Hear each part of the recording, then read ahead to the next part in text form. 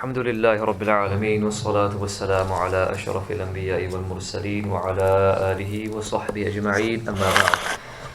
فأعوذ بالله من الشيطان الرجيم بسم الله الرحمن الرحيم درود شریف نازنہ پیش کیجئے صلی اللہ علی النبی الأمی وآلہ صلی اللہ علیہ وسلم صلاة و سلاما علیک یا سیدی یا حبیبی یا رسول اللہ صلی اللہ تعالی علیہ وسلم۔ گزشتہ ہفتے ہم نے مقتدیوں کی 4 اقسام بیان کی تھی اور اس میں سے جو خاص مسائل تھے وہ آپ کے سامنے پیش کیے تھے، مدرک، لاحق، مسبوق اور لاحق مسبوق کے سلسلے میں۔ اب انشاءاللہ تمام اقسام کے مقتدیوں کے لیے کچھ ضروری مسائل سماعت کرتے ہیں۔ بسم اللہ الرحمن الرحیم۔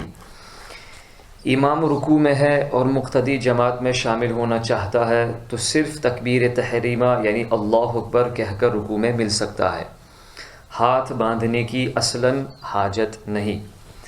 صرف تکبیر تحریمہ کہہ کر رکوع میں شامل ہونے سے سنت یعنی تکبیر رکوع فوت ہو گئی،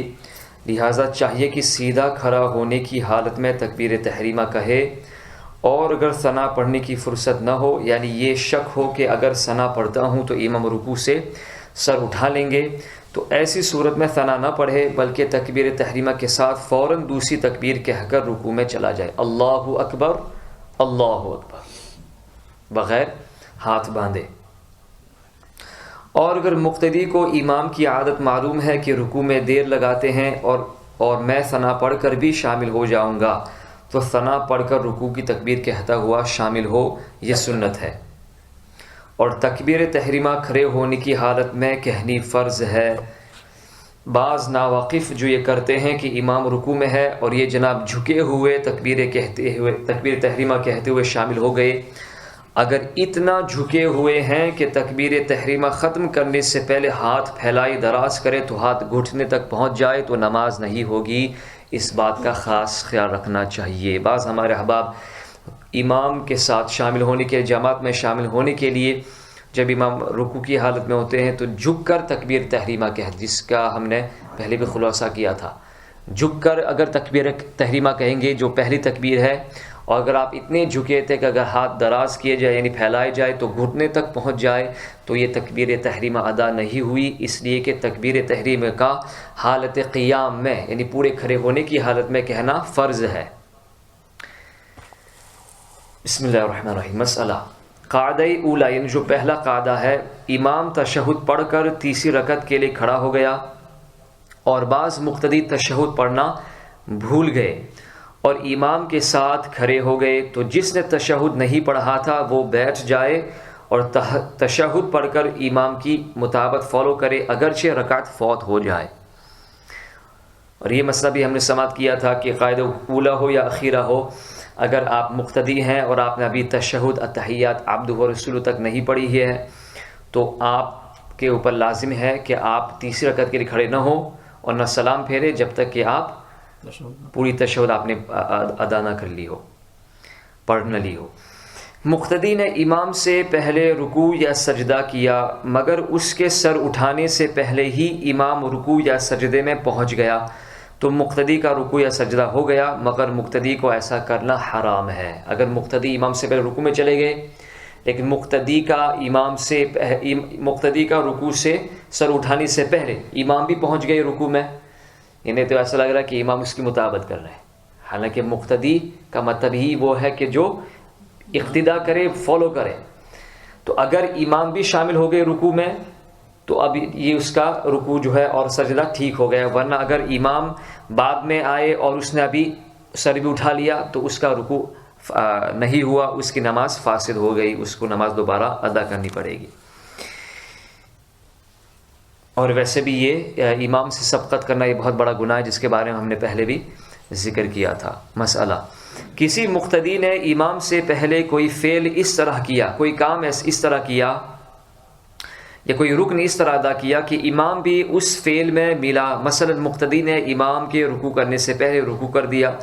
لیکن مقتدی ابھی رکوع ہی میں تھا کہ امام رکوع میں آ گیا اور دونوں کی رکوع میں شرکت ہو گئی۔ یہ صورت اگرچہ سخت ناجائز، حرام اور ممنوع ہے اور حدیث شریف میں اس پر شدید وعید اور عذاب وارد ہے، مگر اس صورت میں بھی نماز ہو جائے گی جبکہ مقتدی اور امام کی رکوع میں مشارکت ہو جائے۔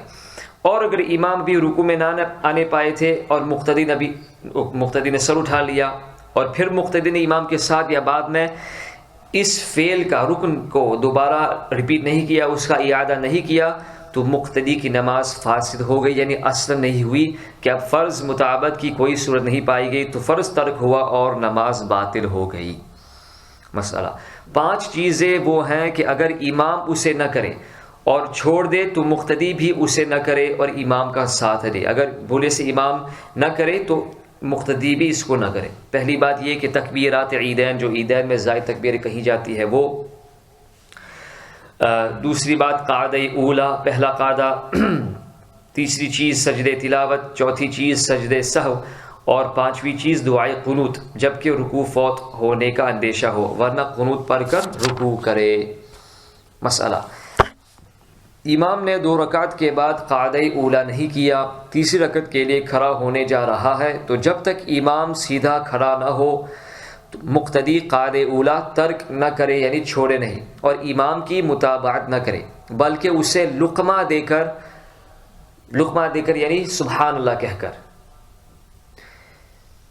بتائے تاکہ وہ قاعدہ میں واپس آ جائے۔ اگر واپس آ گیا تو ٹھیک ہے، اور اگر واپس نہ آیا اور سیدھا کھڑا ہو گیا تو اب مقتدی امام کو نہ بتائے، ورنہ مقتدی کی نماز فاسد ہو جائے گی۔ اس صورت میں مقتدی قاعدہ چھوڑ دے اور امام کی مطابقت کرتے ہوئے کھڑا ہو جائے۔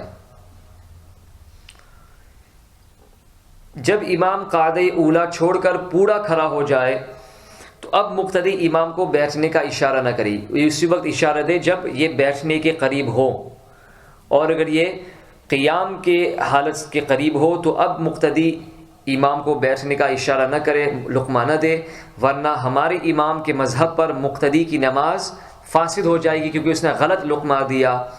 کہ پورا کھڑا ہونے کے بعد امام کو قاعدہ اولا کی طرف لوٹنا ناجائز تھا، تو اب مقتدی کا بتانا یعنی لقمہ دینا محض بے فائدہ رہا، اور اپنے اصلی حکم کی روح سے اب مقتدی کا بتانا نماز میں کلام کرنا ٹھہر کر مفسد نماز ہوا۔ تو اگر امام نے بھی اس لقمے کو اس حالت میں لے لیا کہ وہ حالت قیام کے قریب تھے تو امام کی بھی نماز فاسد ہو جائے گی، اور امام کی فاسد ہو جائے گی، تو ظاہر سی بات ہے جی مقتدیوں کی بھی نماز فاسد ہو جائے گی۔ 4 چیزیں وہ ہیں کہ امام کرے تو بھی مقتدی نہ کرے اور امام کا ساتھ نہ دے۔ نماز میں کوئی زائد سجدہ کیا، عیدین کی نماز میں 6 سے زیادہ تکبیریں کہیں، نماز جنازہ میں 5 تکبیریں کہیں، قاعدہ اخیرہ کرنے کے بعد زائد رکعت کے لیے کھڑا ہو گیا تو مقتدی امام کے ساتھ کھڑا نہ ہو، بلکہ امام کے واپس لوٹنے کا انتظار کرے، بیٹھے ہوئے امام کا انتظار کرے۔ اگر امام 5ویں رکعت کے سجدے سے پہلے لوٹ آئے، یعنی جو زائد رکعت ہے اس کے سجدہ کرنے سے پہلے قاعدہ میں لوٹ آئے، تو مقتدی اس کا ساتھ دے اور امام کے ساتھ ہی سلام پھیرے اور امام کے ساتھ ہی سجدے سہو بھی کرے۔ اور اگر امام نے 5ویں رکعت کا سجدہ کر لیا، یعنی جو زائد رکعت تھی اس کا سجدہ کر لیا اور قاعدہ میں نہیں لوٹا، تو مقتدی تنہا سلام پھیر کر اپنی نماز پوری کر لے۔ اور اگر امام نے قاعدہ اخیرہ نہیں کیا تھا اور 5ویں رکعت کا سجدہ کر لیا تو سب کی نماز فاسد ہو جائے گی، اگرچہ مقتدی نے تشہد پڑھ کر سلام پھیر لیا ہو، کیونکہ قاعدہ اخیرہ میں بقدر تشہد بیٹھنا یہ واجب ہے، قاعدہ اخیرہ فرض ہے، اور قاعدہ اخیرہ میں بقدر تشہد التحیات بیٹھے رہنا یہ واجب ہے۔ تو جب یہ فوت ہو گیا تو ظاہر سی بات ہے کہ جب زائد رکعت کا سجدہ ہو گیا تو نماز فاسد ہو جائے گی۔ تو سجدہ سہو کے متعلق چند مسائل بیان کرتے ہیں۔ بسم اللہ الرحمن الرحیم۔ ہر نمازی سے نماز پڑھتے وقت کبھی کبھی ایسی غلطی ہو جاتی ہے کہ نماز نہ تمام اور نہ درست ہو جاتی ہے۔ نماز میں پیدا شدہ اس نقص کو سجدہ سہو سے دور کیا جا سکتا ہے۔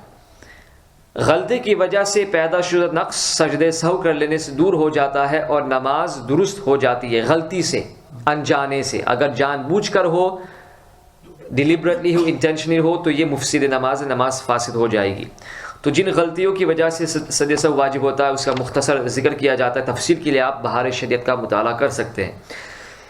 نماز میں جو کام واجب ہیں ان میں سے کوئی ایک یا ایک سے زیادہ واجب چھوٹ جائے تو اس کی وجہ سے سجدہ سہو اخیر میں لازم آتا ہے. کسی واجب کے ادا کرنے میں تاخیر ڈیلے ہو جائے تو اس میں بھی سجدہ سہو کرنا لازم آتا ہے. کسی واجب میں کوئی فرق واقع ہو یعنی ترتیب جو طے شدہ ہے اس کے خلاف ترتیب کے ساتھ ادا کرنا، جو آرڈر سیکوینس رکھی گئی ہے اس سیکوینس کے خلاف کسی رکن کو ادا کرنا، یہ بھی سجدہ سہو کو لازم کرتا ہے. کسی فرض یا رکن کے ادا کرنے میں تاخیر ہو، کسی فرض رکن کو وقت سے پہلے ادا کر لینے سے، کسی فرض رکن کو مکرر یعنی دوبارہ یا زائد ادا کرنے سے، مثلا 2 مرتبہ رکوع کیا یا 3 مرتبہ سجدہ کر لیے، تو اس صورت میں سجدہ سہو لازم آتا ہے. یہ جو مذکورہ غلطیاں ہوئی اگر سہون بھول کر ہوئی ہیں تو ہی سجدہ سہو سے اس غلطی کی تلافی ہو سکتی ہے. اگر کسی نے عمدن یعنی جان بوجھ کر غلطی کی ہے تو اب سجدہ سہو سے اس کی تلافی نہیں ہو سکتی، نماز کو پھیرنا یعنی دوبارہ پڑھنا ہوگا. ہاں اگر نماز کا کوئی فرض چھوٹا ہے، چاہے سہون ہو چاہے عمدن یعنی چاہے بھول کر ہو یا جان بوجھ، نماز کا کوئی فرض رہ گیا ہو یعنی تکبیر تحریمہ، قیام، قرات، رکوع، سجدہ، قائد اخیرہ یا خروج بسمعی، یہ تمام فرائض میں سے کوئی فرض ڈیلیبریٹلی یا انٹینشنلی جان بوجھ کر ہو یا بھولے سے چھوٹ جائے تو سجدہ سہو سے بھی اس کی تلافی نہیں ہو سکتی، نماز کو دوبارہ ادا کرنا ہوگا، اثر نو پڑھنی ہوگی نماز. جن صورتوں میں سجدہ سہو واجب ہوتا ہے اگر سجدہ سہو نہیں کیا تو نماز واجب الاعادہ ہے، نماز کو دوبارہ لوٹانا پڑے گا. اللہ تعالی ہم سب کو مسائل شرعیہ سیکھنے اس پر عمل کرنے کی توفیق عطا فرمائے.